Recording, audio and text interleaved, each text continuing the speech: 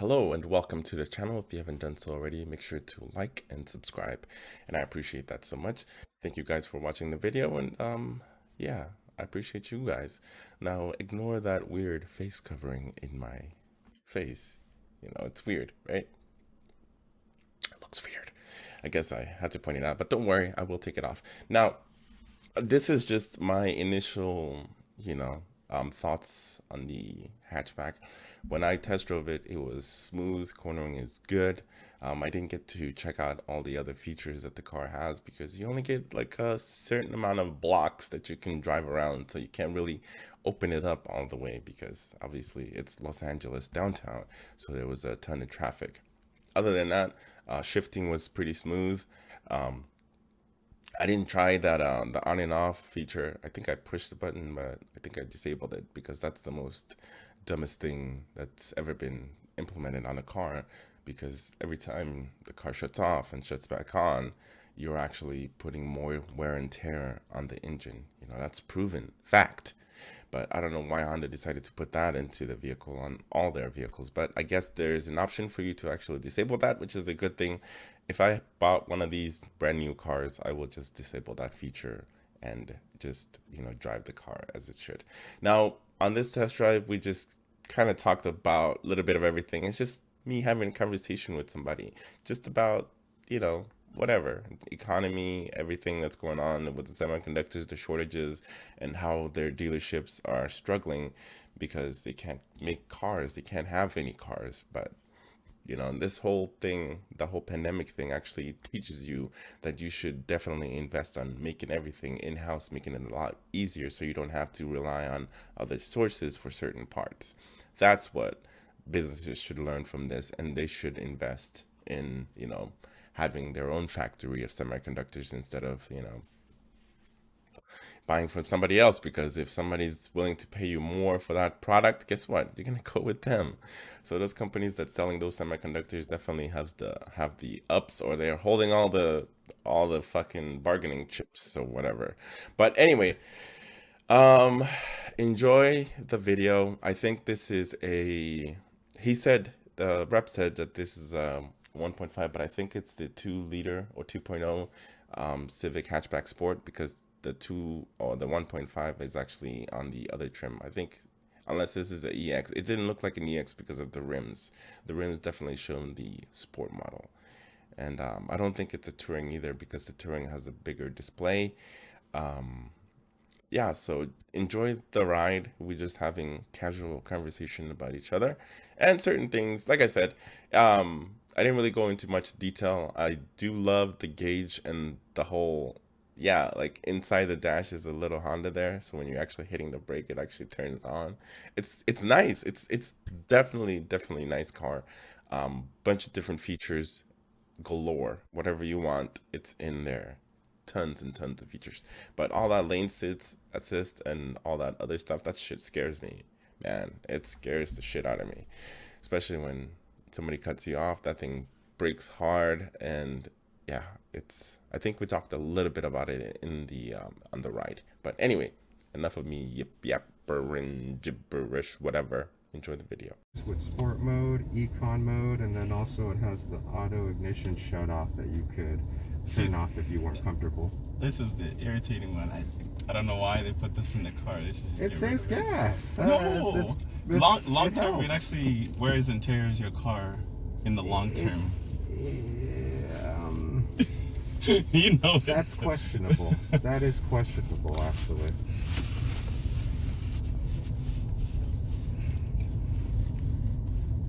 And you'll hug the left all the way out to the street. It's kind of like the CVT though, right? A lot of people think that that's horrible and bad, and it's something different. We don't really. The CVT, I don't know. because I have the manual one. I have a 2017 hatchback manual, Okay. and no issues there. But with this one, no problem with their CVT. I think they refined it. It's much better than what it used to be. Yes, especially if you've ever tried Nissan's. Theirs is, oh my God, it's horrible. The worst. I feel so embarrassed for them. But yet they continue to keep selling cars. So. They do. You know, and it's funny. I was just talking to my last guest in the drives, and you'll be going down here for quite a bit of ways, so you could either stay in the middle or the left lane. We'll be making a right on Union. You can feel free to open it up if we do have space. Oh, okay. When I drove the Jeep, he was like, "No, you can't. You gotta drive with the seat." I'm like, "How are you gonna do that when you have a Charger or a Challenger?" Right. You know, you're test driving that. I'm okay with it. I figure if you're gonna put me in danger, you're putting these kids in danger. So probably not gonna do anything too crazy, right? Exactly. But I have been wrong before, so. But Civic hatchback, some of the biggest differences is you got the honeycomb whole redesign, bigger display screen. You also have the charger, wireless charger dock with a couple more outlets too, including your 2.0 fast charger rather than usually they give you like a 1.5. I like that tiny little car, you know, inside the display. Yeah, you also have adaptive cruise control too as well.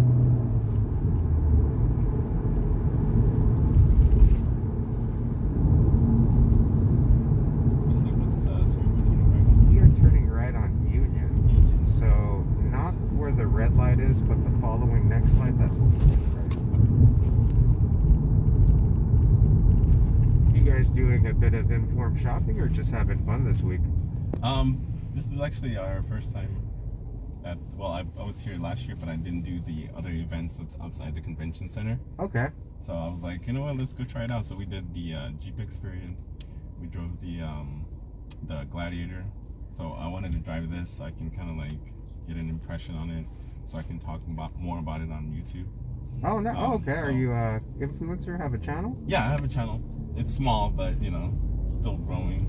That's awesome. So yeah. No. I just wanted to get like a hands-on experience, especially because when you go to the dealership, they try to kind of like sell you the car. I'm like, I just want to go there, test drive it, and then see where I want, whether I'm interested on it or not. And right now, it's just a tough time to buy cars because all the dealership are right. Yeah. Like, they're putting your hand deep inside your pocket this year. Especially in California, it's worse. You cannot get it for MSRP or not even close to it. Most dealers want like, you know, 5. But the one that was really egregious was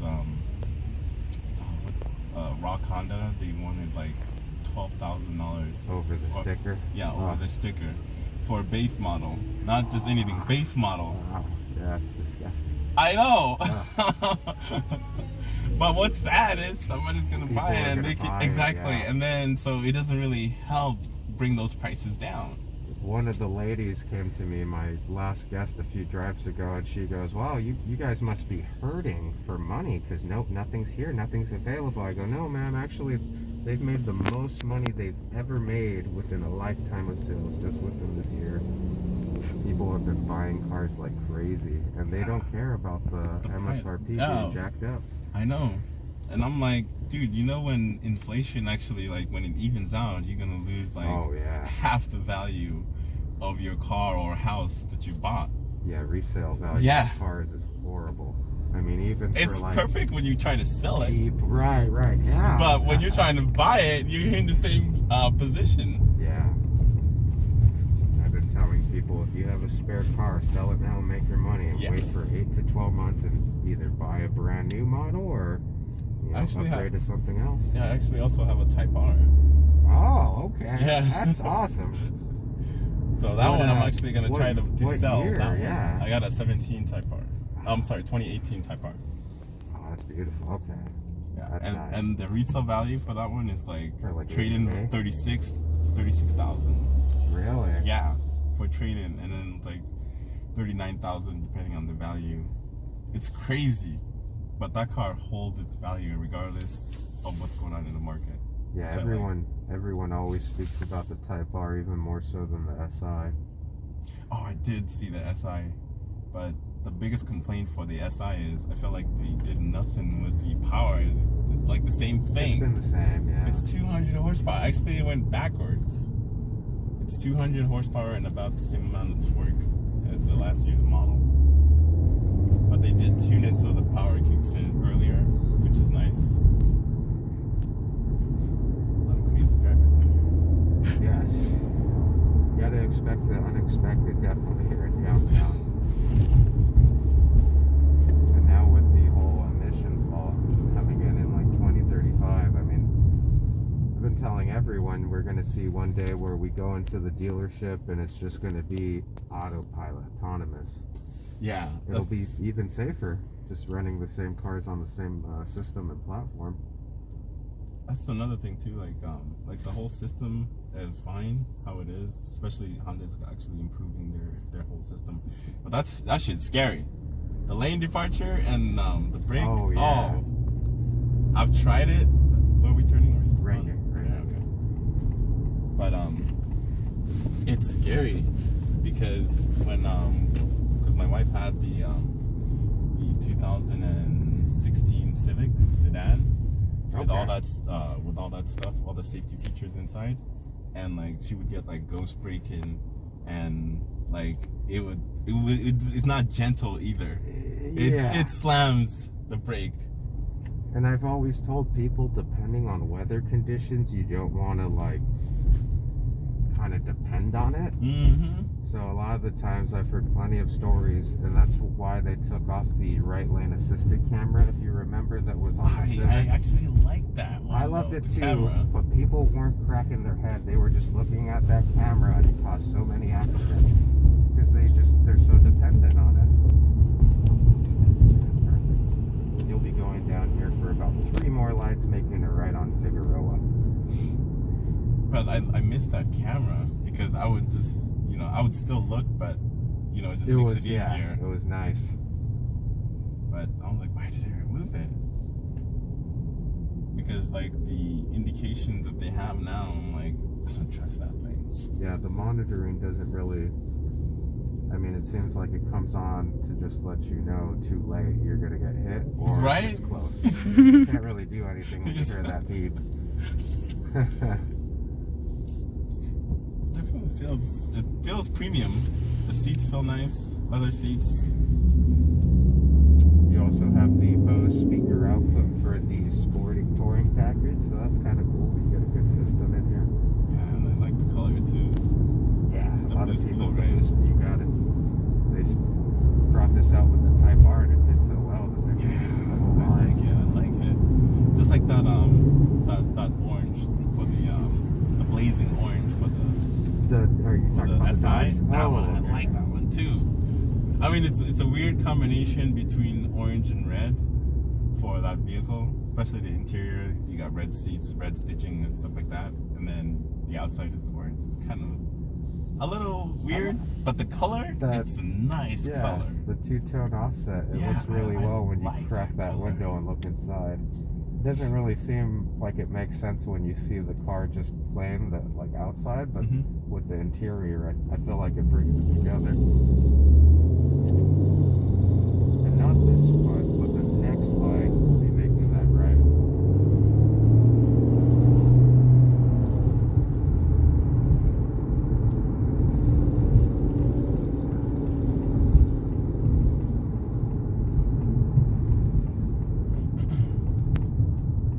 Hurry up, man. Come on. Trying to make a right turn. Oh, see? Took too long.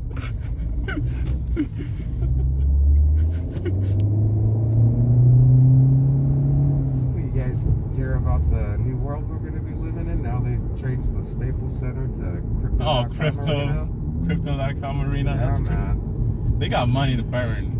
And wasn't Staples going out of business? Yeah, well, they ain't anymore. At least if they did, now they got money to save and put in their pocket after.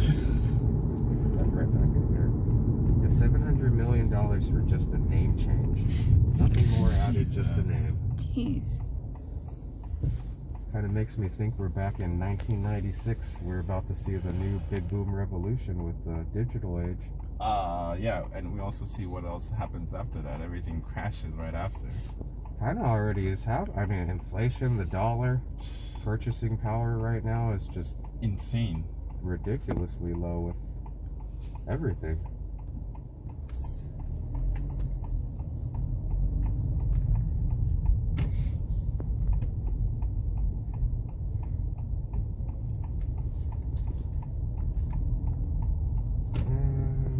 go ahead and stop. Oh, never mind. We're gonna keep on going straight. You're gonna park it right where we picked it up at the very front. Okay.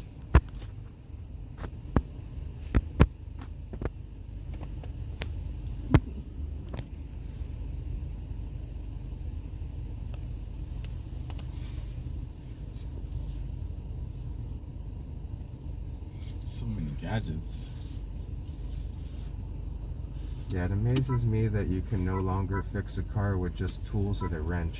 Right? You need to like plug it into a computer, run down. It's like the process Yeah. is insane. Soon we're not even going to be able to do that. No. Especially with electric cars eventually, because most companies are submitting the initiative to go fully electric and getting rid of their gas cars. So after like what, 2035, 2040 or whatever. Yeah, 35. Yeah, Yeah. right. So we're not even going to be able to work on our own cars anymore. The Tesla already has the Yeah. air update, you know, it just And you cannot fix a Tesla because you can't even get to the OBD2. It doesn't No, have one. you need It to doesn't have an OBD2 scanner. specialized dealer that's gonna cost even extra and that you get pulled down for. You have to wait. Oh, so those are the prices? Well, Yes. the prices on the website, but So so for who's the current selling? Which model we're dealership currently is selling at, this one? you have to send out feelers. It is that hard to find. Yeah, right I saw now. the sticker. I was like, oh, this one too that they Yeah, have testing out yeah. here. Don't even look It's like at the 33,000. I was MSRP. like, oof. Yeah, and even then, when you go there, they're gonna try to stick their hand way into your pocket. I know, it's sad. That's why like Tesla's model of selling directly to consumers is good, but the other side is they're consistently raising up their price. But at least you know that's the price you're going to be paying. Yeah. When you go to the dealership, you really don't know True. exactly I what you're didn't going to like. be paying. It was kind of a bummer because Californians had that premium because they didn't have the far ship. But Mhm. now, since he regulated to where we all pay that same cost, that was kind of a bummer to me because I actually wanted to get a Tesla, but you have to get put on a waiting list. Yeah, and now then- it's like 2022. You get one. Exactly. Yeah, you're never gonna get one. Yeah. It's like crazy now. It's like I live right down the street. Well, now it's in Texas, but yeah, I mean, when they were in Fremont, I was like, man, I really want to get a Tesla. Why do I have to wait when it's right there? Right? Like, come on. But not in this I'll hard drive time, there. though. No, man.